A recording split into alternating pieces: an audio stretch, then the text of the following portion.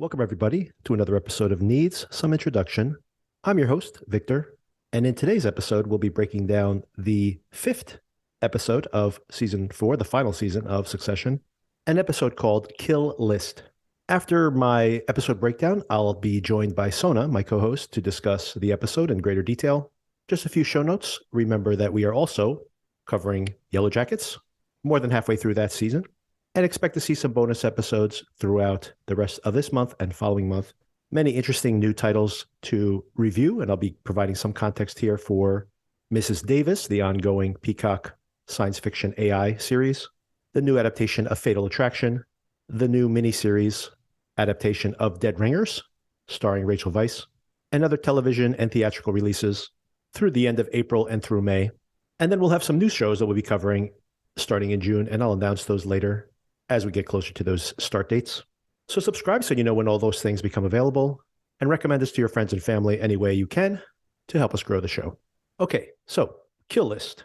As the episode begins, we see Kendall is rolling up to work, now finally the CEO of the organization, or co-CEO. He's one of the CE bros. I believe he's listening to the exact same Jay-Z album, The Blueprint, that he was near the beginning of this series, back when he thought he was going to be designated as CEO, and now in that role, but maybe some irony here with his father having passed away, the moment is a little sour. As I mentioned in last week's episode, there's a lot of mirroring happening here within these episodes, but also mirroring back to earlier episodes of the series itself. I'm not sure what they're trying to do with the show here, that each one of these episodes represents a day or so. That's what they're implying here. But the idea that we have Kendall showing up at the office just to check in and then is going to fly all the way to Sweden, and then we see him in Sweden, this has got to be spanning multiple days. I mean, they not only have to travel many hours, they then obviously actually sleep and have a second day here. So this day per episode mapping that they supposedly have implied for this show is not quite right, although this is still a very compressed time period. In these early scenes, we see Kendall trying to show strength here and show that he has the organization under control. We find out later that immediately after his father's death, that the stock price had crashed about 20% and now has rebounded about halfway back. Once again, this correlates pretty closely to Apple's stock after the unexpected death of Steve Jobs. There's that initial shock, but then the company is profitable and operational, and most of that investment comes back in. In these early scenes, we also find out that the brothers are very involved with this giant blockbuster that apparently is bleeding cash and was supposed to be a series tentpole for them, and now looks like it might be a total flop. This speaks to something that does correlate to the real world, which is News Corp had spun off its Fox, 20th Century Fox, the studio, and the Fox network, its entertainment assets in general, and sold them off to Disney. And it just goes to exemplify the complexity of how many different types of businesses that Fox was in until they streamlined. The second thing it relates to specifically within the show is that Kendall, he's way more interested in the day-to-days of the entertainment side of the business, even wanting to get involved with the production of this film, something that Logan probably could care less about back in the day. Logan's focus was almost entirely on ATN. Carl, Frank, and Jerry are concerned about how prepared Kendall and Roman are to speak to Matsson, and this is when everybody gets a notification that, surprise, Matsson wants to see everybody. They want to see if there is a cultural match between the executives of both companies out at the Gojo annual retreat. As we arrive on the tarmac, everyone's getting ready to fly out to Sweden. There's an entertaining interaction here between Tom and Greg on the tarmac. Greg, once again, finds his way into all of these. Was not invited, we find out later on, but somehow got the green light from the siblings. Greg wants to know, why would they meet in Norway instead of Sweden? Tom goes, who cares? All descendants from the same rapists. Greg's excited. He wants to see some of the hotties. He's never been to Norway before. And Tom goes, you don't get this. Matsson has him heading out there to find out who is going to get fired, who gets onto the kill list. Greg starts to worry. Greg wonders if Tom is worried as well. Tom says, oh, no, have ATN. I'm just the operational guy. I'm more concerned with whether I'm going to get axed by the cast of Bugsy Malone, which is the siblings. By the way, Bugsy Malone, very strange movie from the mid-'70s, starring a very young Jodie Foster, I believe the same year that she was in Taxi Driver, just a teenager, and Scott Baio from Happy Days, where they played gangsters. It was a full-on gangster movie set in the Prohibition era, But among these kids, it was like the movie Brick, before Brick, where all the roles are played by children. And it ends with a Tommy gun massacre, by the way, where everybody gets shot with puff pastries or something like that. A very, very strange film, but definitely worth tracking down if it's available, probably to stream somewhere, I'm sure. He's basically calling them children gangsters. Maybe he's onto something with their childish psychology. Another funny detail here, as the plane's about to take off, Carl puts on compression socks. Does not want the same thing happening to him in flight that happened to Logan. On the plane, Roman and Kendall are mostly talking about the budget overages and the early edit of this incredibly expensive science fiction film, which apparently about the first 2 hours of this 3-hour film has this robot inside of a cave sleeping, and the action doesn't come till very, very late. Shiv is very concerned about these negative stories about their dad that's leaking to the press and trying to find out who might be leaking these. There's an interesting moment here where Kendall calls in Hugo, of course, the person who's leaking the information, and on the request of Kendall himself, and saying, if we find out who these leaks are, we're going to axe them immediately, correct, Hugo? Hugo's like, sure, yes. And you see that Roman has a little look at Hugo, little suspicious look, and of course, Shiv is suspicious as well. Kendall's actually uncomfortable with Shiv getting so fixated on this, and it's very interesting. Shiv is quietly, has so many different agendas throughout the course of this episode, and all of them. This is basically an episode where everybody is speaking to everybody else. Nothing they say to each other is ever true, and everything they say is purely to manipulate the other person. So Kendall is definitely invested in this film, maybe too much so, but it's also a distraction, so he doesn't have to have the conversation about what he's doing to his dad's reputation. And he wants to get rid of Shiv, so he says, hey, you know, me and Roman, we can kill Tom as a present to you. This cuts close to the bone. She doesn't want to admit the fact that she has this antagonism towards Tom. After all, she's the one who initiated the breakup, and this scares her off. But once again, it's a truth that masks a lie. Meanwhile, the executives are also doing their oppositional research on the Gojo executives, and they're very impressed by them and somewhat intimidated by them.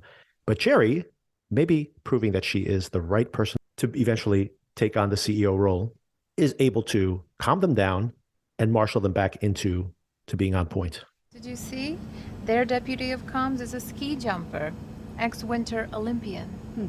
Yeah, I saw. A ski jumper. You can hardly stand up. You're fucked. I mean, Fulbright's coming out of their ass. NASDAQ master race. They're just a bunch of really impressive, very serious young people. Hey, did you see what happened when they acquired the video game publisher? Less than 10% retention. They went through the place like fire ants. Incredibly meritocratic. Insular, weird, brutal motherfuckers, and we're dead. Hey, come on, guys, listen. Sure, they're young and they're fit, but they're European. They're soft. Hammocked in their social security safety nets, sick on vacation mania and free healthcare. They may think they're Vikings, but we've been raised by wolves, exposed to a pathogen that goes by the name Logan Roy, and they have no idea what's coming to them. Okay?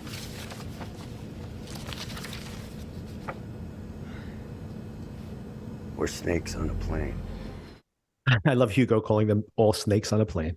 They arrive at this beautiful locale out in Norway.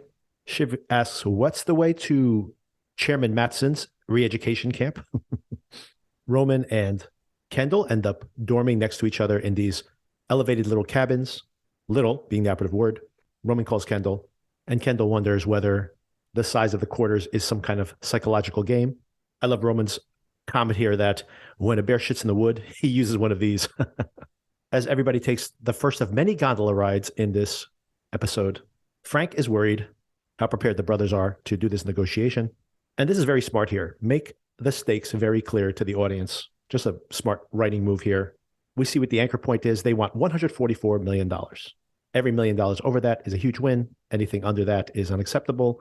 If they can get to $145, $146 per share, that is, everyone will be very happy. Very important that they set the stakes here, because you get to see when some of these numbers get thrown around later, how those numbers actually end up trapping these brothers into decisions they may not want to make.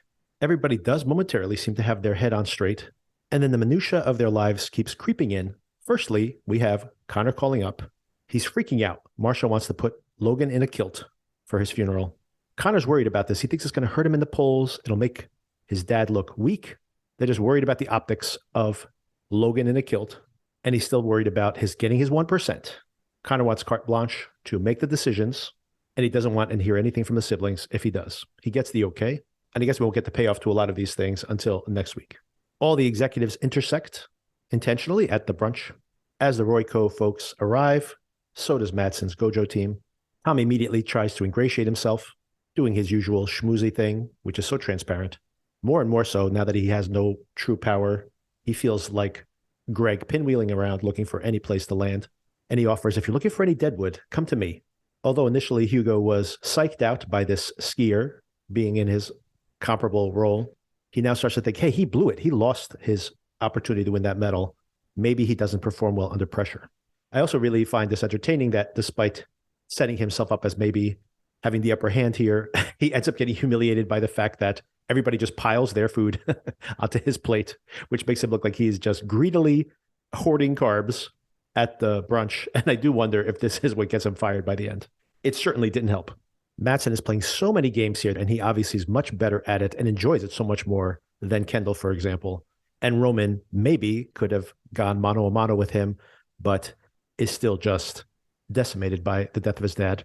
But one of the first of many manipulations here, Madsen shows up very casually dressed and goes, oh, look, you brought everybody to this negotiation? I just brought me. After he explicitly asked to see everybody. Madsen even takes away the fact that they're in this sensitive moment following the death of their dad by revealing here that he had found his dad after his suicide in his BMW, engine still running. At least that's what's implied here. And I assume it's true because they have a dossier on this guy, so they would have called him out if he's just like, well, that's disgusting to say that in this moment if it wasn't true. So I'm pretty sure this is actually true and pretty shocking. They all also tease him on America's disinterest in soccer, saying, hey, I heard your team did pretty good. Good job with your kicky ball team. Kendall does pretty well here initially, making fun of how ostentatious this locale is. It's like a wedding banquet hall for billionaires, he basically calls it out. But then Madsen immediately takes control once again with a very interesting strategy. Last week, I would have probably assumed he was going to try to lowball them, given what's happened to the stock.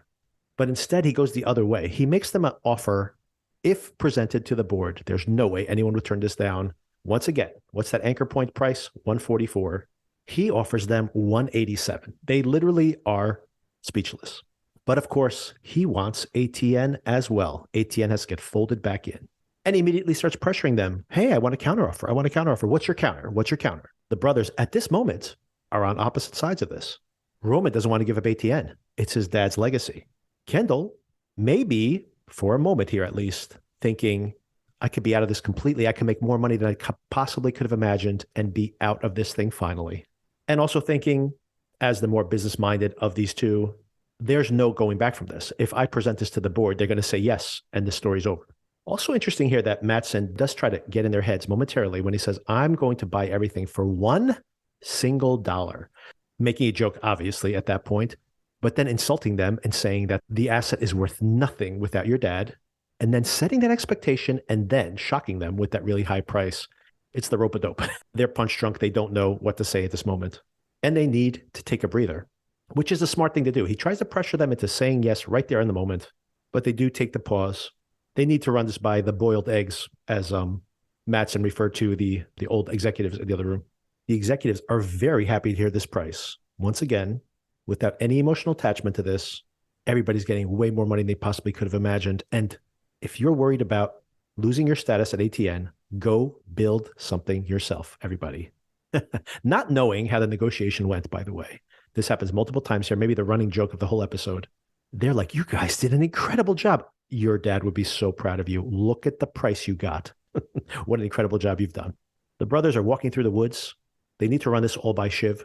And they're not idiots here, by the way. This is the right thought process they're making here. Is this a trap? Is Madsen trying to get them to agree to that price and then remove ATN in the 11th hour and then overprice ATN, which then drives the final price on the other assets down under 144 by subtracting the ATN price? So should they ask for even more, and then the subtraction gets them back to that price just in case as a contingency? So they're asking the right questions. They are, absolutely, at this moment. When they catch up the Shiv, her first priority is the fact that she's found out that ATN has been coordinating with Menkins, including him in the morning meetings. She's worried that ATN will lose its editorial credibility if they're coordinating with the Republican candidate. A couple of interesting points here. First of all, within the context of the show, she obviously is on the outside looking in, and she's been nitpicking even previously. She's been trying to find things to complain about because she knows that she really is the one in the weakened position here without the actual role of CEO. And in the real world correlation, this is something that Fox News got caught up in when they were coordinating with the Trump administration before the election, basically coordinating with the Republican National Committee for talking points on their TV shows and news coverage. And similarly, some folks were complaining that Fox was losing its status as a legitimate news source, although the question remains if that was ever their intention. And similarly here, did Logan ever want to appear as being unbiased, or did he want to be a kingmaker and everybody kind of knew his agenda? Very interesting here that Shiv ends up having a pretty powerful, maybe realignment with the future of the company, and maybe that's something that indicates a direction for the future. Because in this moment, when they run it by her and say, hey, what do you want to do? She says, sure, get rid of it. Sell it all. I don't care. You think he's just trying to fuck with us? He actually wants ATN, or is this a move so that we have to subtract and he goes low? Who cares? What do we want? Well, we want to keep it, right? We do Dad's deal, keep ATN, we add PGN, and you, me, and Shiv, you know, the three fucketeers. Hey. So I just got a bad rumor in my ears. What is it? Apparently ATN has an open line to Jared Menken's campaign team, and they're just dialed in on editorial morning conference. Did you know that? I did not know that. Bro, if this comes out, this blows any credibility. Ooh, yep, That's not okay, yeah. Rum. Yeah, I don't know, fucking Sid. Sid's in operational charge. It's a mutual back scratch. Rome, even Dad had a line. Look, Shiv, we should get into that. It's not okay, but we do need to focus. Big picture, we should discuss what do we think on ATN folded back in. ATN back Yeah. in? Fuck. Well then, yeah, sure, fine, get rid of it. It's a toxic asset. It's also Dad's pride and joy he died trying to keep. Yeah, well, let's just keep one of his old sweaters. Less racist. You know, there's leverage in not looking too thirsty.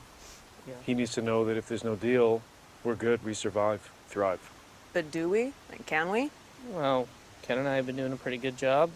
In the last 24 hours. Price stabilized. Markets seem to like us. Yeah, the market's like that you're selling to Matson. Once again, the two-sided agenda of everybody in this show.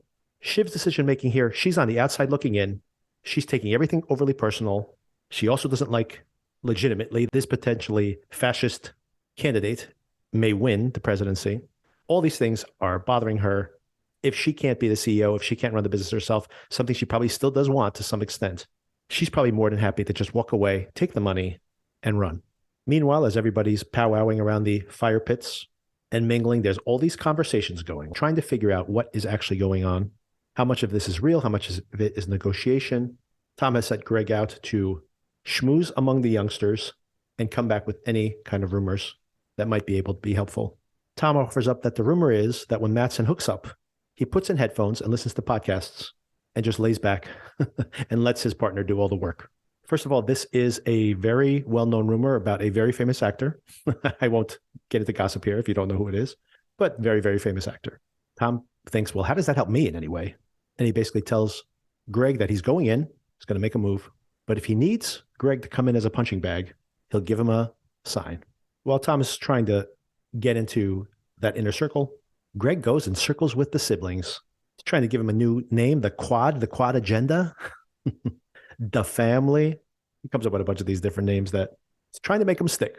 Tom is so desperate in this interaction, trying to schmooze Matson. And he mentions, you know what? We were just discussing, will France make it? No, he doesn't mean soccer. He means, will France survive as a nation, considering all their internal strife?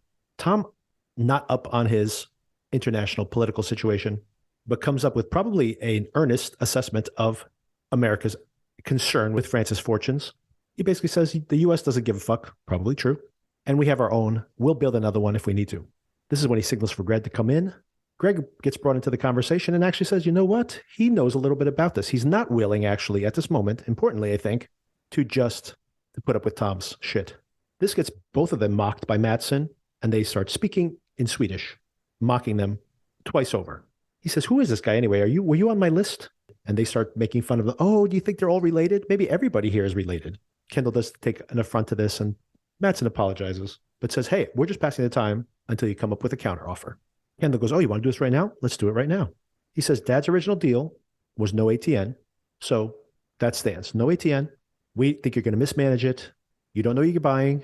And we are still doing 50-50 cash and stock. So if you drive down the company, it hurts our bottom line. So the answer is no. This is where Kendall, who up until this point, I think, is willing to make fold ATN in, and Roman's the holdout, really, where Mattson starts to play Kendall here, but maybe in the wrong way. Mattson says, we think that there's a way back for ATN, a way back.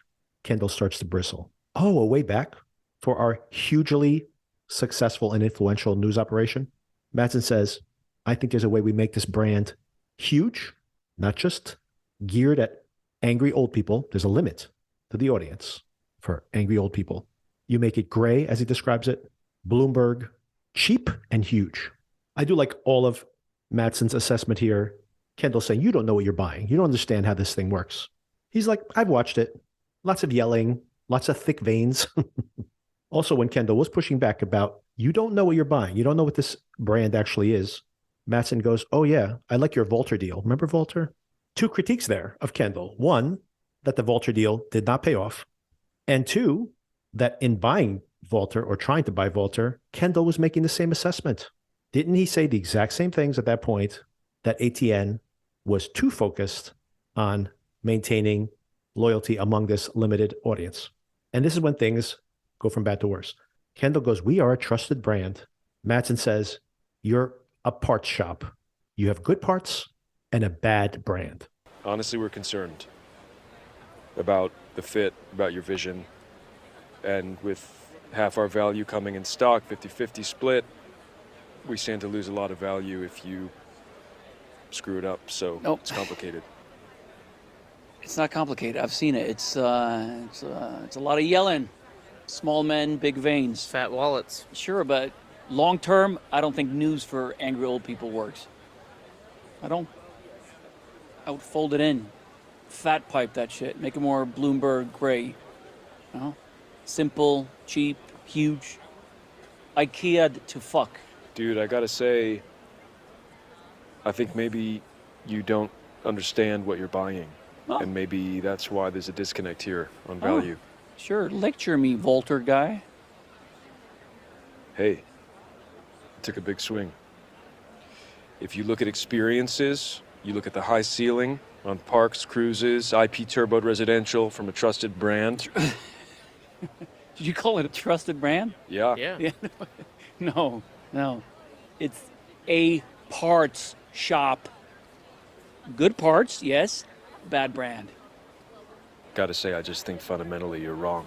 Yeah, well, I don't care what you think. You're a tribute band. We okay? Yeah, we're okay. We're okay. I'm just trying to make you fucking rich. Already rich. Okay, well, on the offer, I think I am what I am. Okay, Popeye. Well, we'll check in, take it back to the board, right? Hate to see this break down. Yeah, let's make it work. And great acting here. You see Kendall goes cold. And at this very moment, I wrote down in my notes, Kendall's going to blow up this deal. You knew immediately this is where Kendall, his impulsive, addictive side of his personality, is going to take over. Now, Mattson definitely wins the day here, but you have to wonder if he could have done it at a lower price. Not only insulting the brand that their dad built, but then saying, I don't care what you think. You're a tribute band.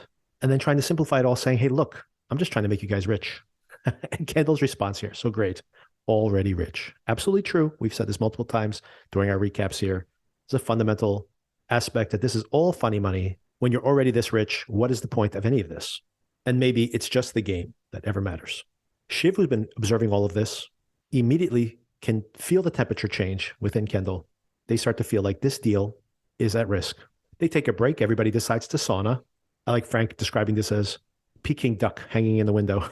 All these men in an open sauna, sweating for everybody to watch. Maybe I'm second guessing too much, but I start feeling like everything Mattson's doing is a performance or just a game. Maybe it's just a way for him to keep himself entertained. He does have this awkward interaction with Ebba. She makes some joke that it's all going in my book or he's going to pay me off handsomely if I ever leave the company. And it's as if he's intentionally introducing Shiv here, who he's connected with again at this lunch event, to meet Ebba briefly. Once again, is this legitimate what's going to happen later, or is this purely a manipulation? Shiv also bristles a little bit at Matsson feeling out, is the deal there? She just says, what am I, the messenger girl? Once again, honestly, what is on her mind? But like her dad, speaking her mind and not necessarily trying to play an agenda and seeing if that works politically. So over the course of this episode, maybe we see Shiv become more savvy about how she uses her obtuseness here. That night, Kendall and Roman are talking. He asks, what would Dad do in this situation? Whatever he wants to. And as was kind of hinted at during those interactions with Matsson, Kendall is ready to blow this whole thing up. Roman's uncomfortable with folding ATN into the deal, so he reluctantly goes along with this as well. It seems like he'd rather blow up the deal than lose ATN. They speculate as to whether they should bring Shiv into the conversation, call her by her child nickname. I just think. What? Can Pinky dance? I mean, no, obviously not, but... You like it, though? Go from fucking Weekend Warriors to Boston full-time? It's Dad's deal. It feels... Fucking do the deal. Finish his breakfast, I don't know. What do you think he would do? What do I think he would do? Yeah. Exactly whatever the fuck he wanted, right? That's right. Well, we have to make him walk, right? So that he thinks it's his call? Yeah. I mean, if the old guard smells that we're getting smart, they're gonna shit their beans, go crying to the board, and we're fucking toast. Oh yeah, sure. It's a fucking tightrope walk on a straight razor. 500-foot reputational drop. Okay, why is that making you smile? That shouldn't make you smile. Who likes tightrope walking a straight razor? Nutbag? I just think it's fucking feel the force time. Choose our adventure. Full bore. Fuck the living shit out of this thing. You with me? Yeah, let's do it. Let's tank it. Let's fucking do it. Now, this is a tightrope walk indeed. Matsson has to walk away from the deal. The board's going to want that price. They're going to take it. And Kendall is loving this, once again, revealing maybe the addict within coming out. This is the juice, as they say. It's the excitement over potentially blowing it all up. And what is Kendall's agenda here? Does he want to prove that his dad was wrong, that he could do it better than his dad? Does he secretly, self-destructively, maybe like an addict, want to blow everything up, blow his reputation up, as he says, and the deal, and the reputation of the company? I mean, I really feel like he doesn't maybe even understand what he's doing here. There's obviously the potential that he ends up CEO. He gets to run the company, not be a weekend warrior, but a full-time boss, build the company the way he had told his dad so many times before the company should grow and what the company should become, just to prove that he's right. But it's not like he can do this in a vacuum. Or maybe they think they have more power than they actually do. And I think maybe that is the reality that this whole episode comes to in the final moments. Matsson decides to meet with Shiv once again, or they've continued to hang out beyond that initial meetup earlier in the episode. He wants to know, is the deal still okay? Obviously, that interaction earlier, he felt did not go well. Shiv says, I think if you go up meaningfully on the price, you're going to get the deal over the line. He teases her, oh, thank you, top mind. You mean if I keep raising my price, eventually they'll sell to me?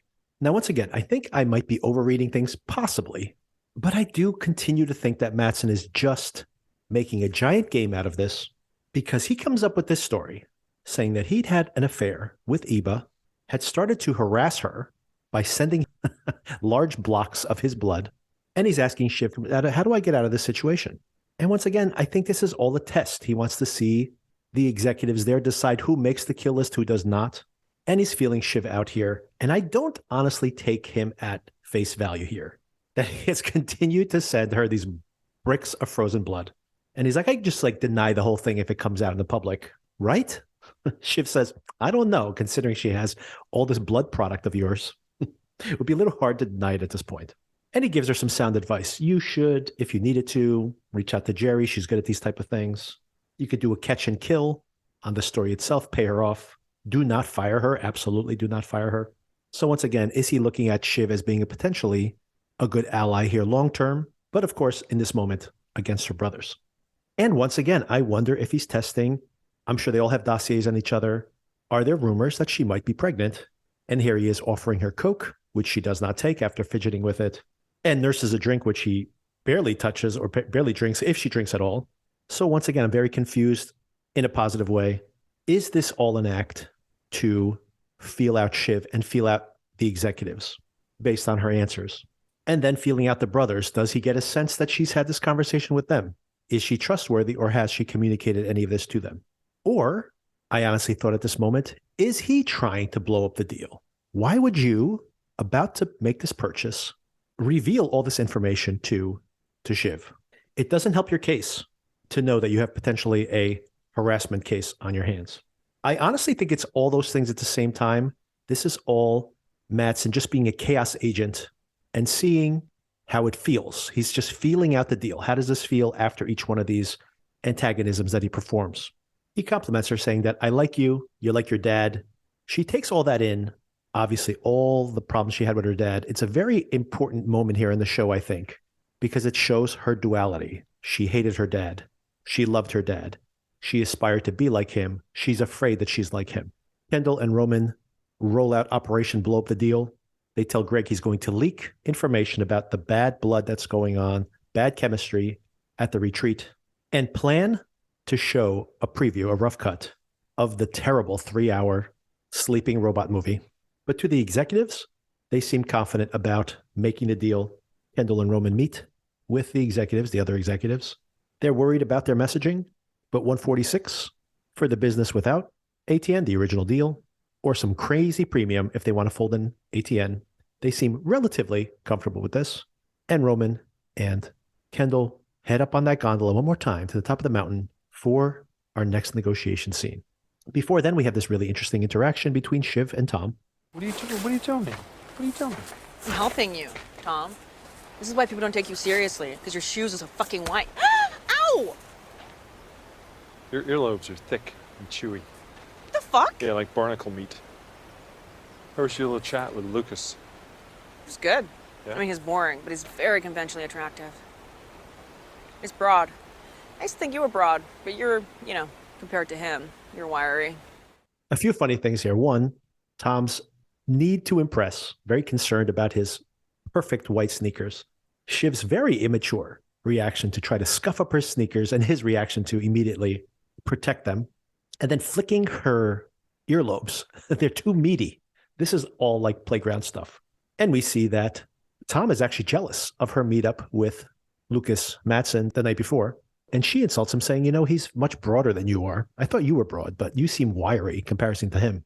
I do want to mention this, by the way. I had joked with Sona last season when we saw Skarsgård join the cast that he looked especially puffy and, by his standards, unattractive. And in these episodes recently, he seems very fit. I know he got into very good shape for making that film, The Northman, and it's as if he preserved his trimmer and more muscular physique in a way to almost intimidate them, make him even more imposing. He's already taller than they are and much broader, as Shiv mentions here, using his physical dominance, his Vikingness to intimidate these smaller people. Once again on that gondola ride, once again communicating with Connor, Roman receives a text of his father's body, I assume in the casket, and this begins to unravel Roman. When they get to the mountaintop, they are so transparently trying to sell this. You don't want ATN. They so transparently are trying to blow up this deal at this point, and Mattson sees right through them.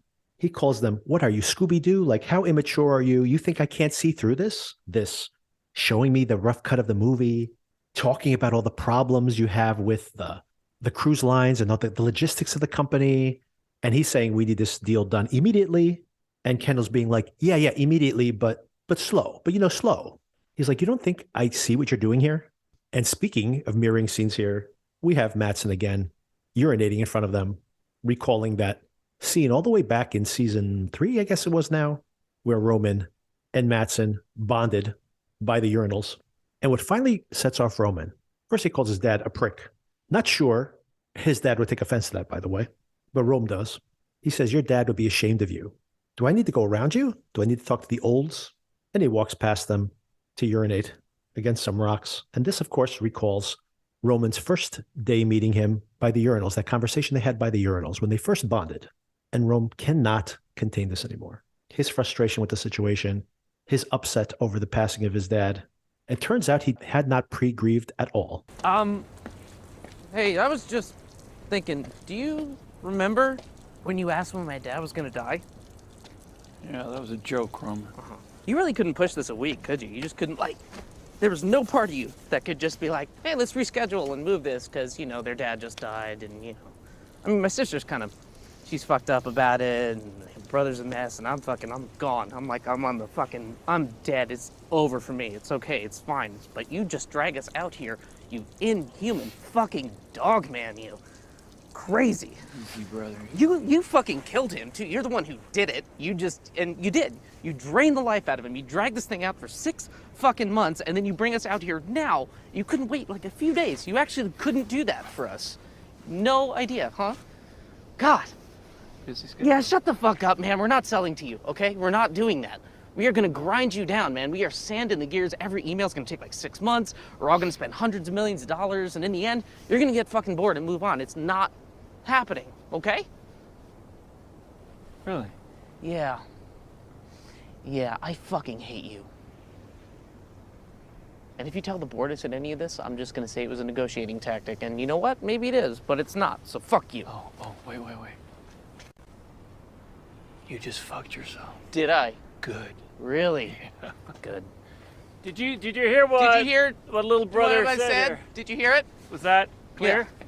You know, it's a negotiating tactic, you stupid cunt. All right. It is. Okay. You piece of shit. I could spend a whole episode just talking about this interaction because there is so much going on here. Lucas legitimately upset with how unprofessional Roman is being, but calling him out legitimately on everything. Roman obviously not able to be professional in this moment. This is all business. Even him getting under your skin is part of the negotiation. Roman, in a way, is smart enough to say, you know what? This could all be an act. My emotional reaction to this could simply be a way for you to pay more for the business. And Madsen's saying, oh, you are fucked. If this comes to light, you are obviously not working on behalf of the board and your stockholders. This is pure personal vendetta. Kendall says, well, that's not the way we wanted this to go, but maybe it plays. Maybe indeed. They wait for the gondola to come back up the mountain slowly. Madsen flies away, yet another power move here, flies away in his helicopter while they take their long ride down the gondola ride and consider all this. They get on the plane. They're like, how are we going to tell everybody this whole deal got blown up? Frank gets a phone call from Madsen.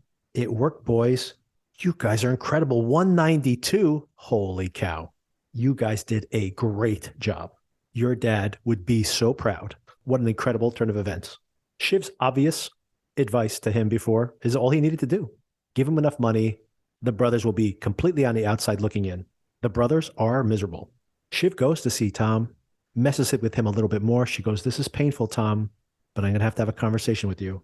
Tom assumes he's about to get the axe. But no, she's telling him he's got to fire Sid because of the coordination she's been doing with the Republican candidate. And she wants to have dinner when they get back to New York, probably letting him know that he's got a child on the way and that she's going to manage his access to the child. Madsen asks Shiv to take a picture of the brothers. He wants to see them receiving this offer for more money they could have possibly imagined and absolutely miserable about it. And Jerry gets the list, the kill list. Highly provisional, everybody, just initial. But we know this is probably going to shake out. Ray, Mark, Hugo, Frank, Carl, all gone. Jerry and Carolina, and Shiv, of course, and also, surprisingly, Tom. They all survive. And you see that behind the scenes here, despite the fact she didn't get tons of screen time, Shiv is the one with the power in this situation. Everybody Shiv shed some light on, or Tom, being associated to her, survived. And everybody else is gone, except for the co-CEOs who are licking their wounds and once again on the outs, despite retaining momentarily their titles. And that's the kill list, and that's the end of the episode. Next week, we see some scenes. Madsen's doing some kind of event, probably to introduce him as the new owner of the company. And Kendall's pulling some kind of ego trip or maybe trying to blow up the event, but I'm not sure this deal can be blown up at this point. I think we're starting to see thematically maybe the core theme of the show at this point, that it simply is impossible for these people to be happy even when they get what they want. There's also something very satisfying to see that these siblings and their dad has taught them this, that he can't be pushed around. This company is so powerful, so untouchable, that they get to push around everybody else. But really, behind the scenes, Logan has slowly, even when he was alive, obviously, had lost more and more control of the company. He wasn't the majority holder anymore. Even he and the family were not the majority stakeholders anymore by the end. So this idea that Roman, for example, thinks he can just make a decision, I'm not selling to you, game over, is betrayed here. In the end, Mattson has so much more money, their stock is so much more valuable than the Royco stock, that he can easily increase the price by 5%, by 10%. And it doesn't necessarily hurt his bottom line that much. Whereas they're in a situation where they desperately need to make this sale. And that's the other overestimation of the value of their hand. They think they can make this unilateral decision. The reality is someone else will buy the company. The reality is the board will vote for the better price. They'll just take the money and run. The reality is that Joe Schmo, person who owns the stock as part of their portfolio, will sell it to get a good price and cash out. And if ATN goes away or changes its programming, they stop being this red meat for these conservatives, they'll simply start shifting over to Breitbart or to OAN or to some of these new right-wing media startups, which is already happening. So their assumption that they are so untouchable when they are just a company that's being sold at the highest price is such a rude awakening for them. And I find it really satisfying in this moment. So yes, I'm really, really interested now to think, what is the rest of the show going to be? How are they going to tie in the election thematically? Not only like just showing the election results, which is somewhat interesting, but how does that dovetail with the themes of this power struggle for the company itself? So I'm very interested to see that. And of course, to see how this shakes out with Mattson. I honestly don't know how they could possibly blow things up now, even if they wanted to. Even if Kendall throws himself under the bus and says, look, you don't want to buy this company. Look at this terrible thing I did. Even if he outs his own skeletons, the death of that waiter at Shiv's wedding, even if he somehow thinks he can blow up the deal, the simple fact is that Mattson is going to buy the company. So who cares about the Roy siblings? They won't matter anymore. And if there is some plot internally to uncover all of the scandals that have been buried for years, decades from within the company, this will simply just drive down the value of the company, and Mattson or someone else will simply buy the most attractive parts and strip the thing down to nothing. So yeah, it looks like Roman and Kendall are pretty much screwed and stuck in this situation. But I'm sure there are other twists to come, and I don't know what they are, which is very exciting. And we'll all know in the next 5 weeks because there are only 5 episodes left. What a thrilling prospect.